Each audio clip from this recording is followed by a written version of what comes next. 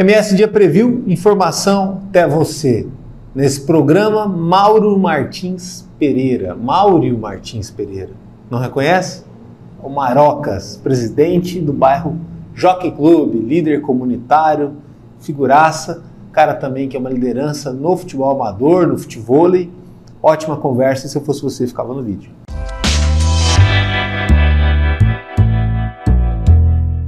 Maroquinha, que bom estar aqui. Bicho, Máurio, quem que te chama de Máurio? Tem alguém que te chama de Máurio ainda? Cara, existe aí... meu pai, quando bom baiano, né, como todo baiano, meu pai foi me registrar, chegou no cartório e falou, quero registrar esse garoto aí. E me registraram. Máurio Martins Pereira. Ele pegou, me levou para casa, botou no bolso e não viu que estava errado. Era Mário Moraes Pereira, registraram Máurio Martins Pereira.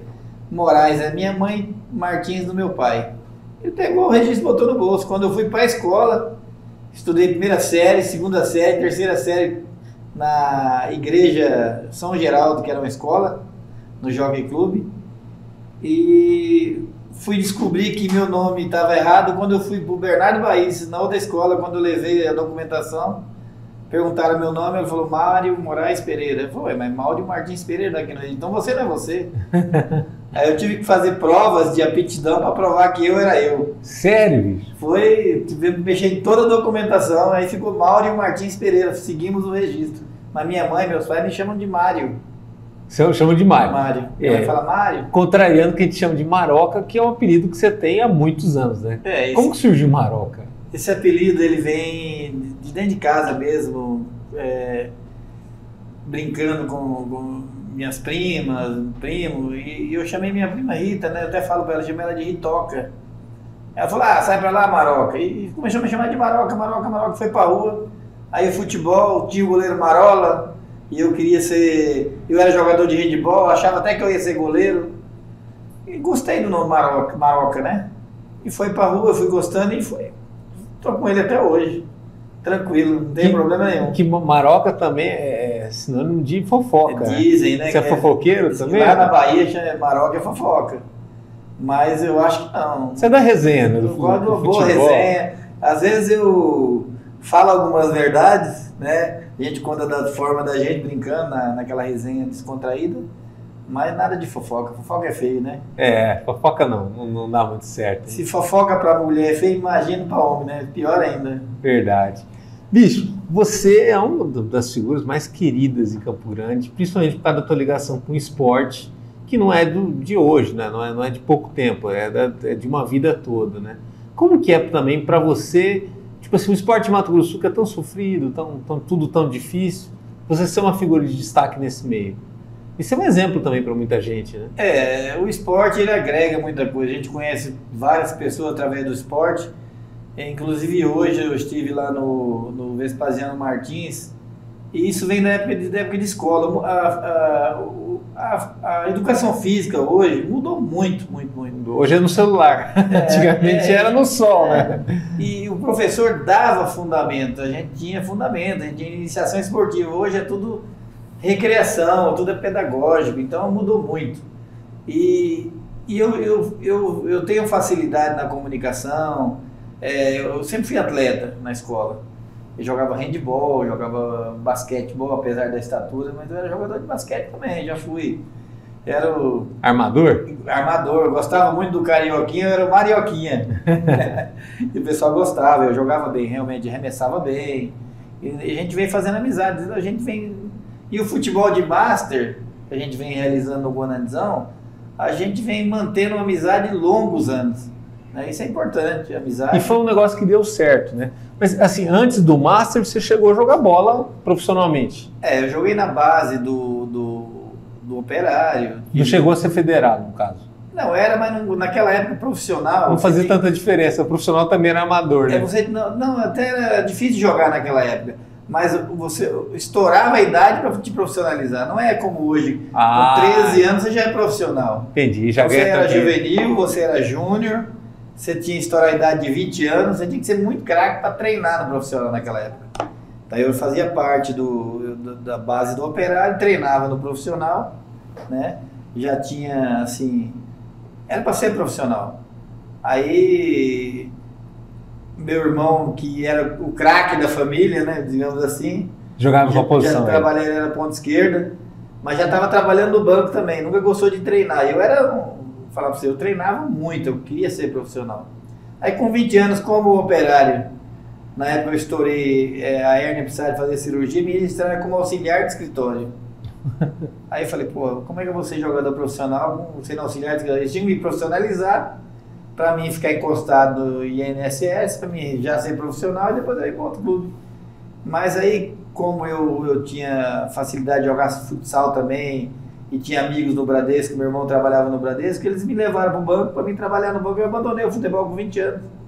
Mas eu cheguei a jogar profissional no Taveira, como júnior, né? Porque não era profissional, era júnior. E isso em que época? Que ano? Anos 90? Não, 80 e... Eu comecei a jogar na base do Operário em 82. Eu fui campeão juvenil pelo América, que existia chamado América do Dé. Era um time amador que tinha uma base boa. Até o Mauro do Comercial era técnico dessa base do América. E eu fui o campeão, né, nesse time do América, enfrentando o Comercial e o Operário, tinha um time muito bom. E daí eu fui pro Operário. Aí comecei a treinar em 82. Daí em 82 eu joguei entre Operário, Comercial e Taverópolis, eu fiquei oscilando, né? O Taveira emparelhava bem com eles, né? Porque era um time que tinha muito querido e ele tinha o próprio estádio, né? O Taverópolis, ele era o caçula, né, na época. Só era ex-jogadores profissionais, já veterano que não servia para o Operário e para o Comercial, que ainda tinha lenha para queimar, eles iam jogar no Taveira. Ah, por isso que dava trabalho. Taverópolis tinha Coquinho, tinha Tonico, tinha goleiro Roadan, goleiro da época, os craques da época do passado, Ninho, Pelezinho, todos eles jogaram, tiveram uma passatucho, jogaram nos grandes clubes e vieram jogar no Taverópolis, que era o caçula. Fazia frente para esse time aí, era um time mais veterano, né? Lembrando que o Operário naquela época era o Operário, era uma potência, né? Bicho papão. Comparado com o que existe hoje no Brasil, assim, seria mais ou menos um time como o quê? Mais que o Cuiabá é hoje? Não, o Operário teve uma fase muito boa em 77, na época do Castilho. Que era um time... 77 seria como se fosse um Atlético Paranaense. Nós podemos dizer que o Operário foi campeão do mundo. O Operário foi jogar na Arábia, era um torneio para ser campeão do mundo. Tinha Milan, tinha todo o Operário que veio lá com o título.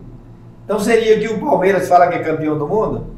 O Operário foi campeão do mundo, se você for analisar. E não é cachaça do Operário. Não. Foi campeão do mundo. Você pode buscar nos arquivos do Operário. Aquele título na Coreia, você fala. O Operário foi jogar na Coreia e veio com o título de lá. Entendeu? O Operário era uma equipe hoje de Série A. Naquela época de 77. Eu era garoto, não jogava ainda, né? Mas eu ia no estádio. Meu pai me levava para o estádio. Meu pai é comercialino doente. Entendeu? Aí você foi rebelde, foi pro Operário. Que me quis foi o Operário na época, né? Mas o Operário, vamos dizer assim, que naquela época era bem melhor hoje que o Cuiabá, eu acredito. Estaria entre os 10 melhores, as 5 forças. Estaria no Operário. Competitivo e tal, né? Tinha um grande treinador que era o Castilho, tinha grandes jogadores que vinham da base dos outros clubes de Flamengo, Fluminense, pra você ter uma ideia, o Washington jogou aqui. Do Casal 20, o Washington, assim, jogou no Fluminense. Sim, 84, então, né? Tá. Jogou aí, era craque do time. Então o Operário tinha um time bom. O Tadeu Macrini, né, centroavante, vinha. Numa época eu trouxe Campos, trouxe Demétrio do Atlético Mineiro. Então eu tinha uma. O Manga jogou aqui, né? O Manga, o goleiro, na época de 77. Sim. Então o Operário era respeitado. Aí caiu para a Série B, da Série B já caiu direto para D, sei lá o que aconteceu com o nosso futebol, né? É isso, nós tínhamos um comercial forte, nós tínhamos um Operário forte, um Taverópolis meia boca que dava trabalho nos times do interior. E o campeonato estadual ele era mais atrativo no passado, né? Hoje, com essa globalização toda também, o próprio futebol regional enfraquece e o campeonato estadual também enfraquece, né? Tem que dar um choque muito forte para o nosso futebol voltar a querer crescer. Nós temos que mudar alguma coisa. Você me pergunta o que tem que mudar? Cara, eu vou ser taxativo e dizer que tem que mudar os comandantes do esporte no Mato Grosso do Sul.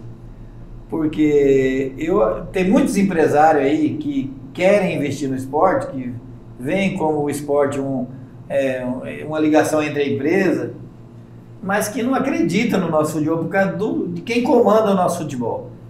Né? O Cesário já deu a sua parcela de contribuição, não, meu amigo também já.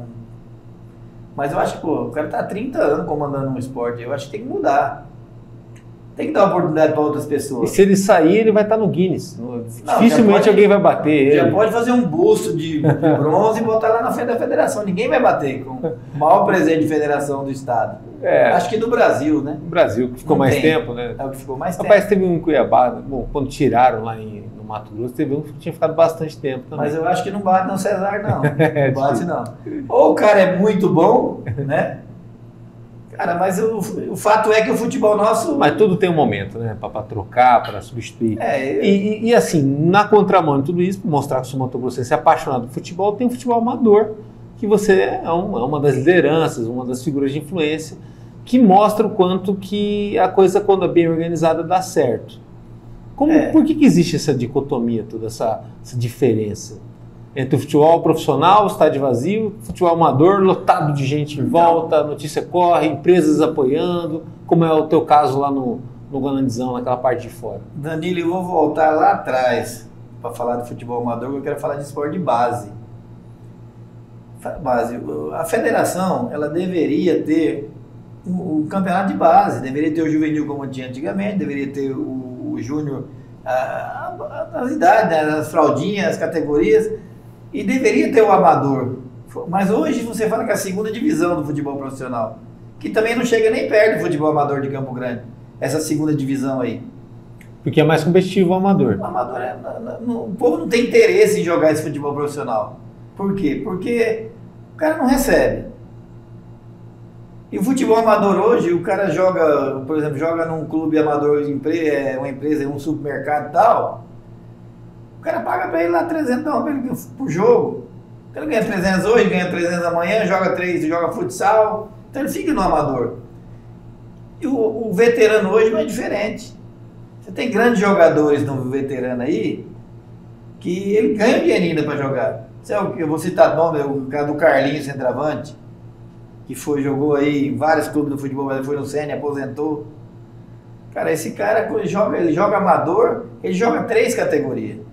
Ele joga amador livre, ele joga veterano de 40 anos, ele joga veterano de 50 anos.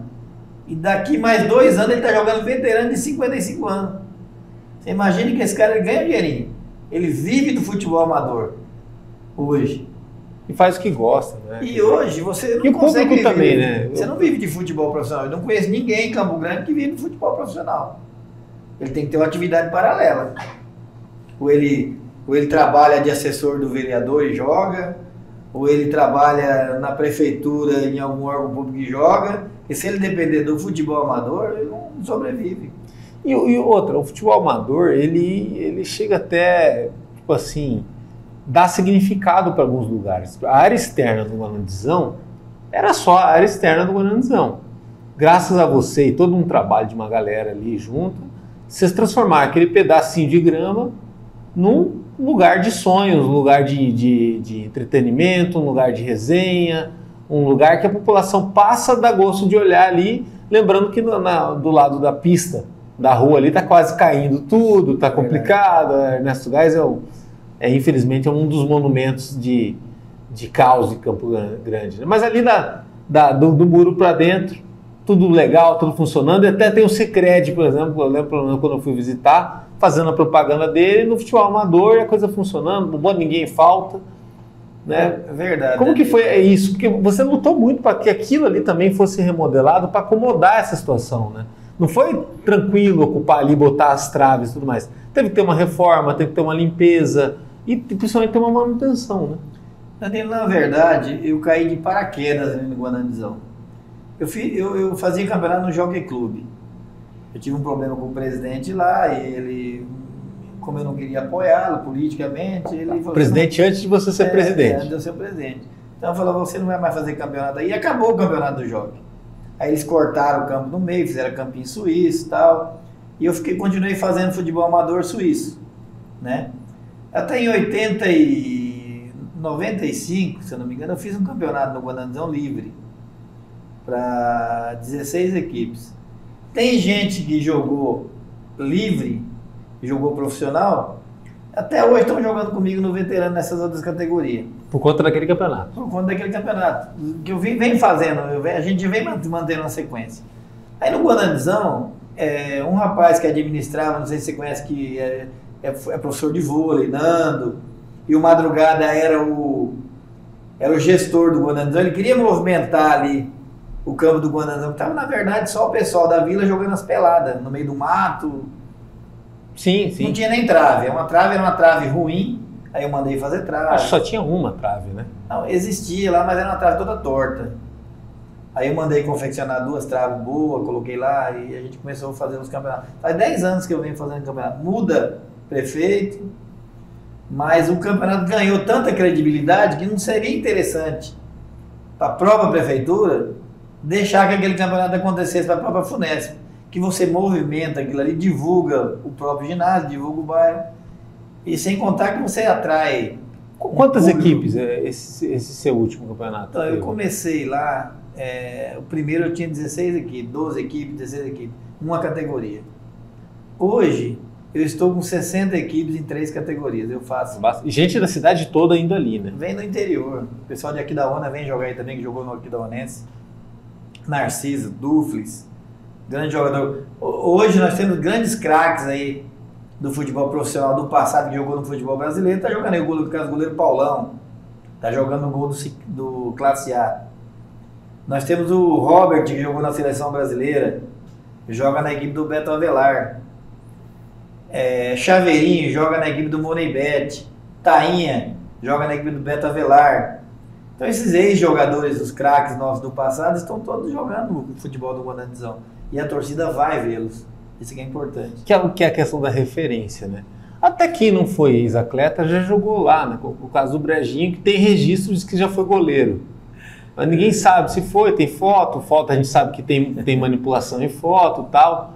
Você que conhece ele, que é amigo dele, foi realmente goleiro, não foi? Que tipo de goleiro ele possa ter sido? Danilo, o Brejinho é um grande amigo, parceiraço. Da resenha. É bom de resenha.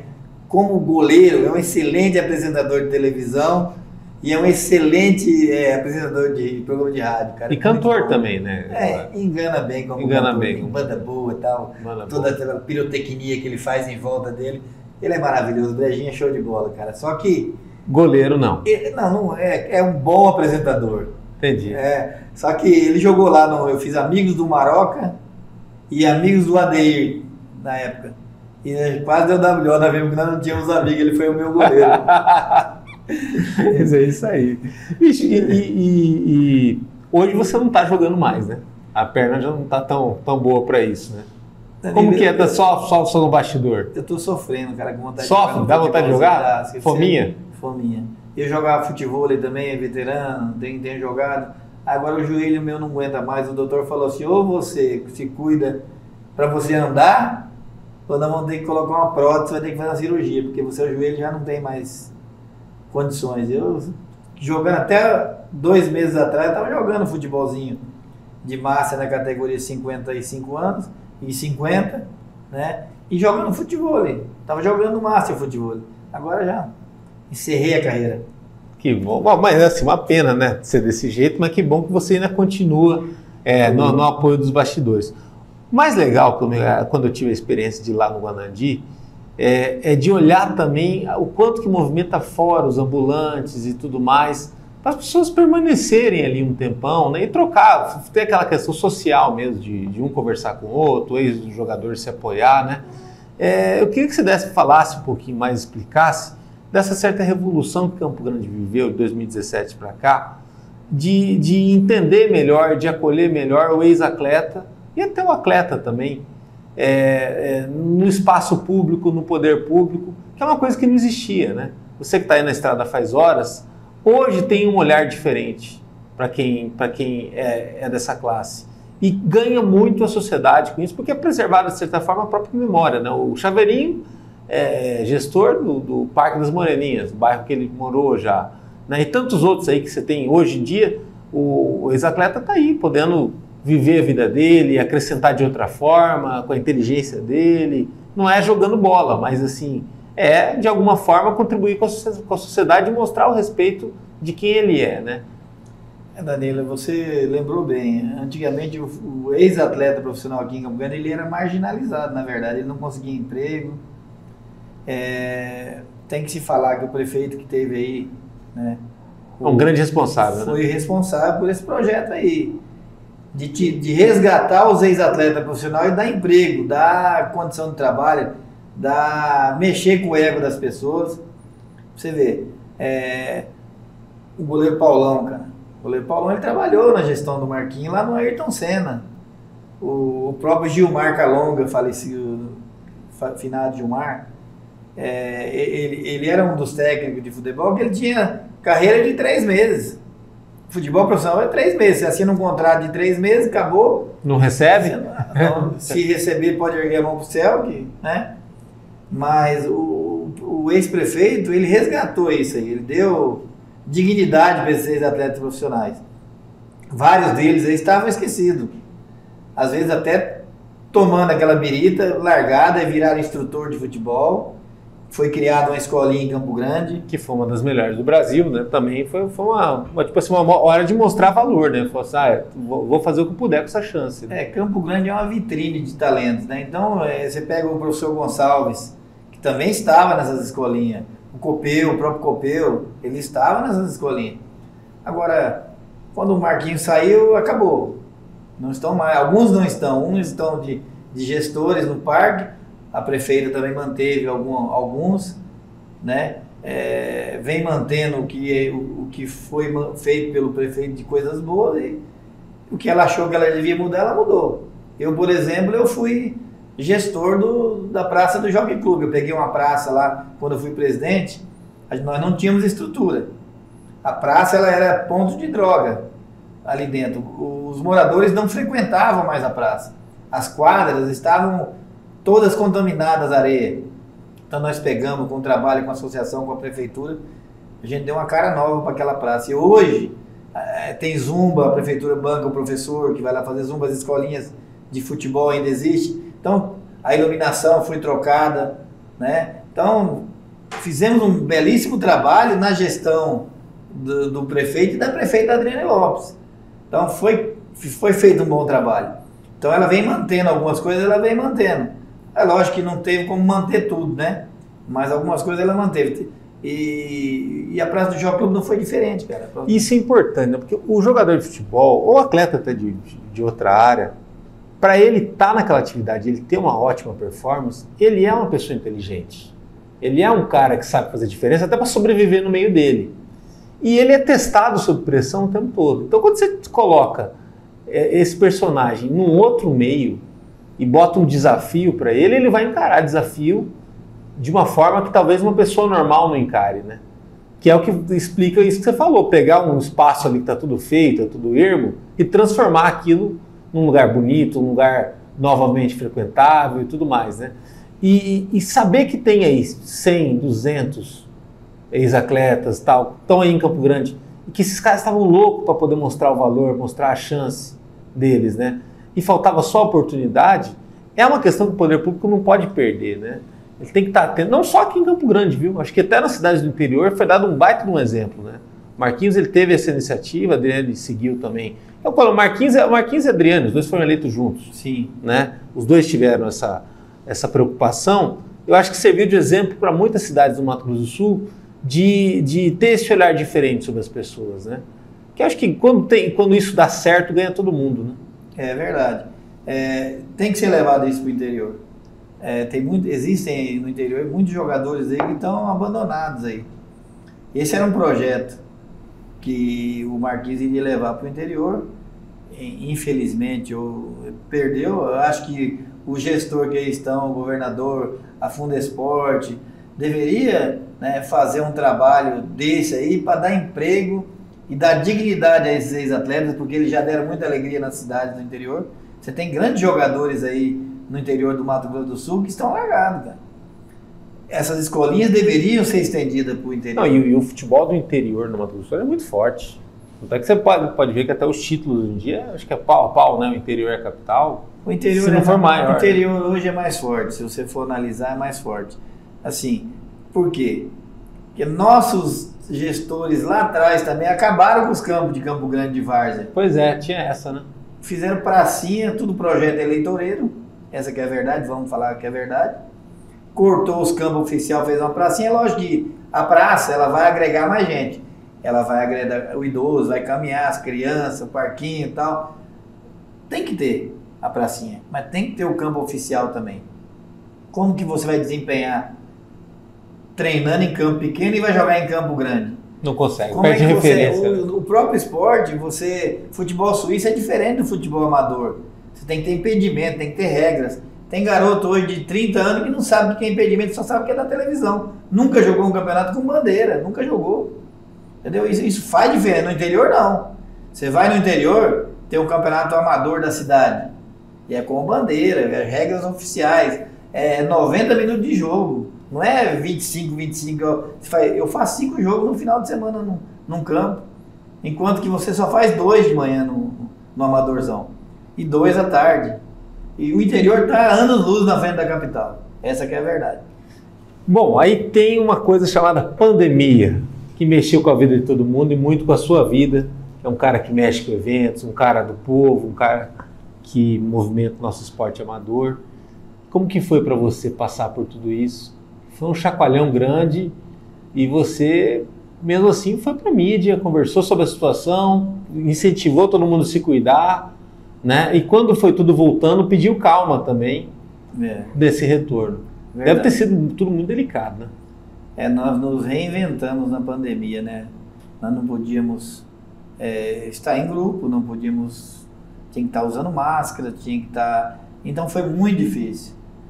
Às vezes, o futevôlei, ele cresceu na pandemia, porque não tinha mais futebol em Campo Grande, não tinha no interior. E eles tinham distanciamento, né?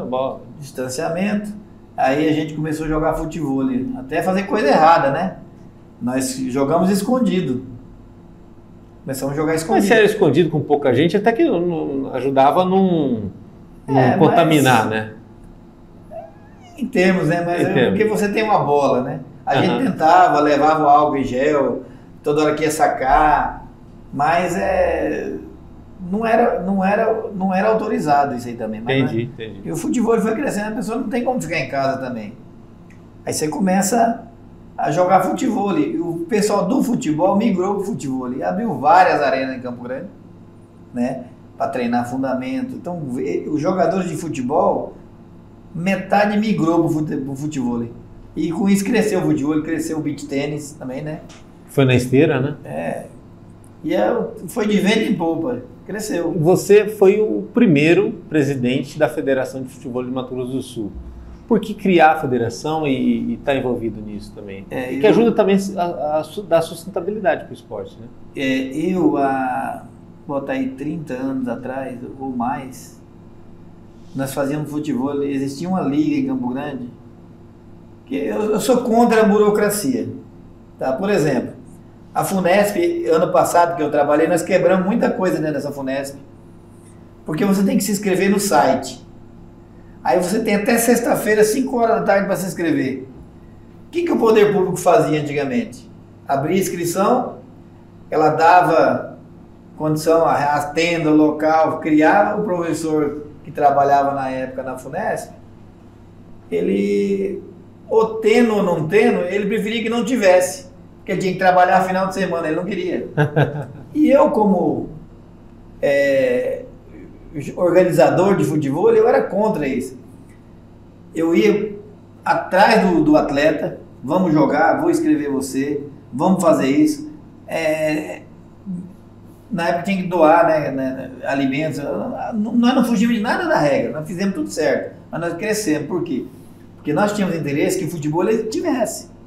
Se você deixa na mão de um professor que não tem carisma, que não joga futebol, ele coloca na agenda da Funesp e não quer nem saber se deu 2 duplas, deu 30. Na verdade, ele quer que dê 2, que acabe logo. Eu não, eu queria 30 duplas jogando, eu queria sexta, sábado, domingo, futebol movimentado. Então nós íamos atrás e nós fazíamos realmente o futebol como tem que ser feito. E hoje, nós fundamos, a federação já tem 12 anos, existia essa liga acabou. E foi uma briga para montar o futebol, porque infelizmente existia alguém por trás que não tinha interesse que montasse a federação, porque eles tinham o recurso do público para fazer um evento dessa natureza, saindo ou não saindo, o recurso ia para a mão deles. Entendi. Então eles não tinham interesse que tivesse, e nós queríamos realmente acontecer. Você queria que o evento cada vez fosse maior, né? Cada vez maior. Hoje, tanto é que nós temos um monte de categoria. Antes era só uma categoria, dava 2 duplas na mão dessas só tinha final. Só tinha final, aí soltava fogos para os outros ver, foto, saiu, o evento realizou. Quando na verdade, bem chinfrinho, vamos dizer, e a gente fazia a coisa acontecer com 20 duplas. Hoje, nós temos a categoria iniciante. Se você abrir, não limitar para 16, 20 duplas, você faz com 60 iniciante. E aí dura quanto tempo o torneio? Um mês inteiro ou mais? Não, assim, você tem que fazer, por exemplo, etapa estadual. Como nós não temos recurso para fazer em várias cidades do interior, a gente às vezes prioriza Campo Grande. Nós vamos fazer 8 etapas. Começa hoje, lá na BB, a primeira, né? E nós vamos fazer interior também, porque nós estamos tendo o apoio da Fundesporte. O Herculano, quero mandar um abraço para o Herculano, que é o cara que, mais o Marcelo Miranda, que está apoiando 2 craques, né? Bastante o futebol e o esporte aí. E nós vamos fazer no interior. Só que nós teremos várias categorias. Nós vamos fazer iniciante, nós vamos fazer feminino, nós vamos fazer misto, aí nós vamos fazer o Open, aí nós vamos fazer o Master. Então são 5 categorias que você pode criar a categoria, você cria. Quem envolve mais ou menos quantos atletas? Uns 500 atletas? Contando todas as modalidades? Não dá para envolver 500, por exemplo, esse da BB não tem como você envolver 500 para jogar, né? Uhum. Você vai hoje ter no máximo 16 duplas na categoria iniciante, aí depois você faz a categoria Master mais outras 16, senão não acaba, no dia tem que acabar. Então fica muito inviável o custo. Entendi. Porque também tem aquela, quem perde quer assistir a final, né? Verdade. Mas assim, em termos de praticante, já bem mais de 500 no estado. Aqui em Campo Grande tem mais de 500. Mais. Aí você pega mais o interior, uma cidade como Nova Alvorada, tem muito praticante. Dourados tem bastante praticante. Você pega aqui, Bonito tem praticante. Hoje Campo Grande, o estado tem praticante de futebol, quase todas as cidades. Imagina, lá em Anaurilândia tem praticante. Uma vez nós fizemos uma arena de rodeio, porque lá o forte é rodeio, né? Uhum. É tourada, outra coisa, nós né? fizemos um futebol lá, levamos o Tupanzinho na época, show de bola. Massa. Ixi, mas aí, no meio de tudo isso, também não posso deixar de destacar o teu trabalho como líder comunitário, como presidente do bairro Jockey Clube, que é um bairro antigo, né? E bastante charmoso de Campo Grande. E ser líder comunitário é ser cobrado 24 horas por dia. É um vereador sem mandato, praticamente, né? Verdade, Danilo. Como que é essa situação? Você está tomando pancada de quanto é lado lá. Segurança pública. Isso que eu ia falar, né? Já acompanhei matéria na Band na época sobre isso. O presidente de bairro nada mais é que um elo de ligação entre a comunidade e o poder público. Mas a comunidade não sabe, acha que você tem que dar uma solução para... Eu tenho um posto policial lá, que para a comunidade ele não serve, cara, ele está fechado. Eu já falei com o comando da PM, eu já falei com um monte de gente. Aí eles colocaram algumas viaturas para dar apoio pela manhã, dar uma volta no bairro e tal, mas não atende a necessidade, porque é das 5 da tarde até amanhecer o dia que está os andarilhos furtando nas casas, invadindo casa. E por que tem tanto andarilho lá? Ali é meio que rota de passagem para quê? Não, nós temos ali, que eu acho que a lei já existe, tem que ser cumprida. Você não pode ter depósito de reciclagem dentro da cidade. Ah, sim. E ali nós temos 3 depósitos de reciclagem dentro da cidade, ferro velho dentro da cidade. O usuário de droga, o que ele faz? Ele cata a latinha e corre no reciclável. Rouba o fio de cobre. Rouba a energia, toda a fiação das ruas, das casas. Eles estão entrando nas casas, você está dormindo, eles estão roubando por cima do telhado a fiação. Tá difícil de lidar com esse povo. O povo lá no jogo não aguenta mais. Aí, o que o presidente de bairro faz? Ofício, solicita, visita, leva a gente. Se o poder público não tomar uma atitude, cara, a nossa sociedade tá complicada. É lógico que a polícia está faltando, não estou criticando a polícia de maneira nenhuma. Eu acho que falta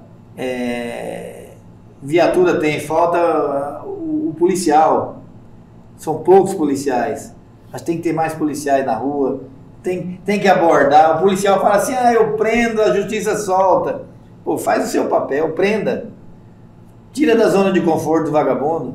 Eu acho que tem que ter políticas públicas para tirar o usuário de droga da rua, dar tratamento. E ele percebe a impunidade, né? Não, ele tem tempo, né? Ele vai olhando, ele vai andando. O cara tem andarilho que é muito educado. E o cara roubando com a fiação, com a foice na ponta de uma vara de bambu, cortando o fio lá em cima. Eu fui falar pra ele, falou assim, o outro começou a discutir comigo, o outro falou, não debate com ele. Falei, vou chamar a polícia pra você. Ele falou assim, a polícia não liga pra isso. E realmente a polícia não liga. Que coisa, todo...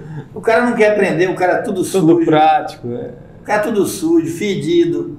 Você acha que o policial quer botar a mão naquele cara fedido, sujo, doente, botar dentro do camburão, você vai, sabe? Você vai ter que lavar a viatura, desinfectar a viatura, porque o cara tá doente, cara. Isso é um problema social grave. E aí que eu peço, existe projeto já, vou falar do Pedro Pedrociano Neto, está com um projeto muito bom aí para incentivar as clínicas de recuperação, inclusive criar um sistema de você obrigar esses caras a se tratar. Eles não querem. Hoje, se você pega um andarilho desse aí e pergunta se ele quer ir para uma clínica, ele não quer. Ele quer ficar dormindo nas calçadas e roubando. Então você tem que obrigar essa pessoa. Não tem jeito. Levar, dar tapinha nas costas, dar flor para ele, não adianta. Quantas pessoas moram mais ou menos no Jockey? Ali no Jockey nós temos ali umas 5 mil famílias. 5 mil famílias. Ou seja, é quase uma cidade pequena no interior, né? É um bairro bastante populoso. Tem terreno ali que tem 4, 5 casas de aluguel. É no centro da cidade. Sim, bem localizado. Né? Aí o que aconteceu? A pergunta que você me fez. Bateram nesses dependentes químicos lá na rodoviária, limparam a rodoviária. O que eles fizeram? Migraram aqui pro bairro. Aí você pega Anhanhá, Promorar, Marco Roberto, Bom Jesus, Piratininga, Jockey Clube, Ipiranga. Tudo infestado. Tudo infestado. Se você passar lá para dar uma volta à noite, você não acredita o tanto de andarilho que tem. Então, a política tem que mudar. E atrapalhou até a questão dos lanches, né, que tinha ali naquela região, né, que sempre teve algumas unidades de lanche, também larga a mão, né, porque o cara está comendo lanche, está passando gente pedindo e tudo mais, né? Não, tá difícil. E você fala da questão do fio de cobre, mas ali também é uma área que sempre teve problema de iluminação pública, né, de cobrar, de pedir também. Ou seja, você é um cara, com vários líderes comunitários de Campo Grande, não sai da Câmara, não sai da Prefeitura, está sempre pedindo, está sempre avisando, e sempre avisando os mesmos problemas que tem há anos, né? Sempre os mesmos problemas. E aí a política, os políticos também não ficam com vergonha um pouco disso, porque, poxa, é uma coisa assim tão recorrente, tão clara, né? Mas hoje, Danilo, o Jockey Clube está bem iluminado, trocaram. Melhorou bastante? Melhorou bastante, a praça bem iluminada.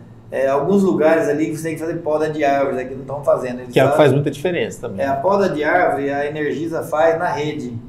Mas tem aquelas árvores gigantes que ela atravessa de um canteiro de um lado para o outro e vai na iluminação. Tem que se fazer uma poda de árvore constante. No Jockey Clube hoje eu não posso reclamar.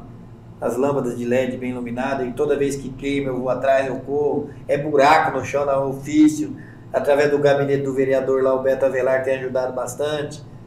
É segurança pública, é a guarda municipal. Então a gente não para. O presidente de bairro não para. Só que a gente não consegue agradar todo mundo, não tem jeito. Não tem jeito. O cara tá lá em casa, acha que você tem que ir lá tirar o andarilho da calçada dele que está pedindo. É mais que um síndico, né? Não tem jeito, cara. É mais que um síndico. Você falou a verdade. E a gente sofre. Eu tenho... Meus pais são idosos. Ele tem um prédio lá que ele aluga. Se você não for lá toda noite, falar com os andarilhos para eles saírem de lá, eles tomam conta do seu imóvel. Ali eles fazem sujeira, ali eles, sabe, aí te rouba também, aí vai no padrão, já rouba a energia. Então é complicado, tem que estar sempre chamando a polícia. E os moradores já não aguentam mais, cara, tem que mudar. A política pública tem que mudar para a segurança pública. Entender, né? Você pensa um dia ir para a política, correr? Como que é? Não, hoje você não. Tem uma experiência já com um batismo aí como líder comunitário. Já tentei. Só que é o seguinte, a política hoje, não adianta ser conhecido, ser amigo. Infelizmente o povo gosta da troca. Você dá isso para receber isso. Então eles reclamam dos políticos, que falam que o político é corrupto, mas o eleitor é mais corrupto que o político. Ele pede para ser comprado.